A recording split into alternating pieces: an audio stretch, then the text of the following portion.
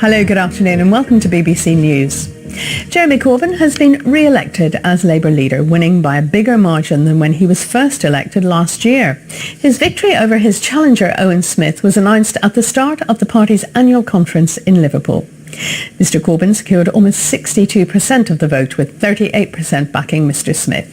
In his victory speech, Mr Corbyn urged Labour to wipe the slate clean and promised to do everything he could to unite the party. Well, Jeremy Corbyn's been speaking to our political editor, Laura Kunsberg, and she asked him why he thought he won so handsomely.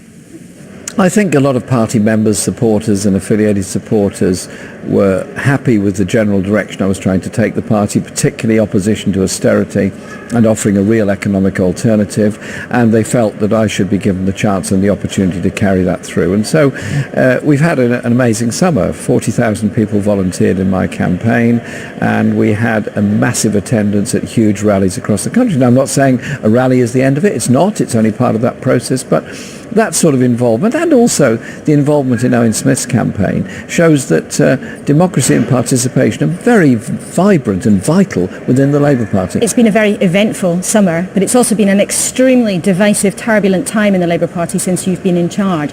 How do you translate what you have now to persuading millions of voters right around the country that you should be the Prime Minister? Well, you heard what I said this morning.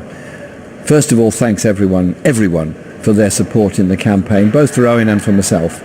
Also, we've got to challenge the government on the economic strategy. That are clearly done. We have to challenge them on their inadequate response to the Brexit referendum result. And crucially, we've got to say, well, look, what kind of society do we want to live in? Hence, my announcement of next Saturday is the beginning of a big campaign on selection in education and grammar schools. We want a decent, good, properly funded school for every child, not just a few. With respect, those are all easy things to say, but how are you actually planning to use your mandate from this conference, from this party, into something that translates to the general voting public?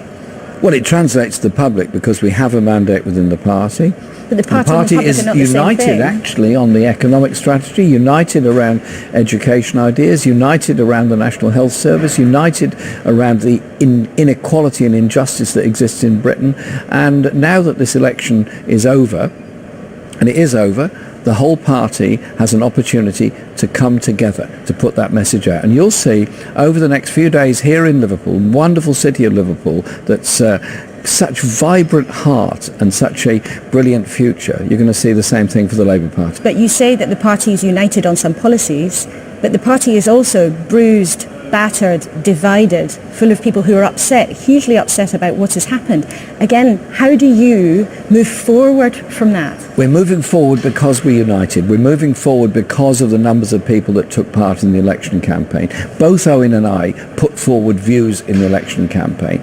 In broad terms, towards the end of the campaign, we weren't differing that much on economic strategy, and I welcome that. That's fine. Let's go forward on that. And I think you'll see a sense of unity around the party. I've already had messages on my phone already. Text messages are coming in from lots of people who want to get on board and get out there and do the campaigning, and that's just what we're going to be doing. MPs pledging their support who've opposed you in the past? Lots of MPs. Now, we know that you have 2 olive trees. You've talked about offering olive branches.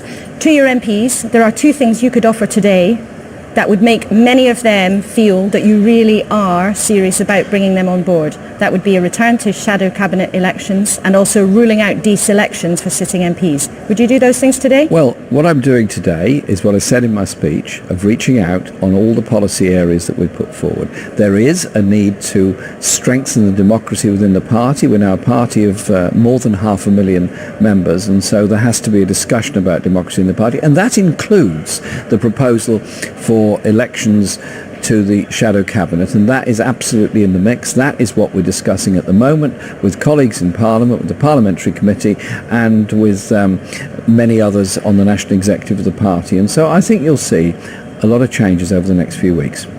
Many MPs might hear you say that and worry about what some of those changes might be. Well, there's no need to worry because it's all about democracy. We're all democratically accountable to our party and to our constituents. There's no need to worry at all. I'm reaching out. And would you rule out deselections of any sitting MPs? It's not my decision on who is selected for a place or not. I am not a leader who imposes things on constituencies. The new boundaries will probably come in 2018, although I think it's grossly unfair.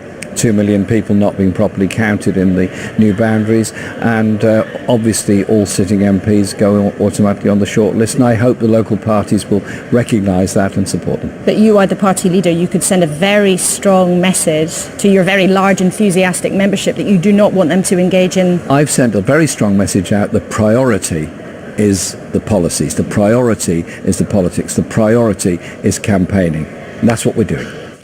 Jeremy Corbyn. Now, the defeated candidate Oweb Smith's been giving his reaction to his defeat. He's also spoken to our political editor Laura Kunsberg. Let's listen to what he said.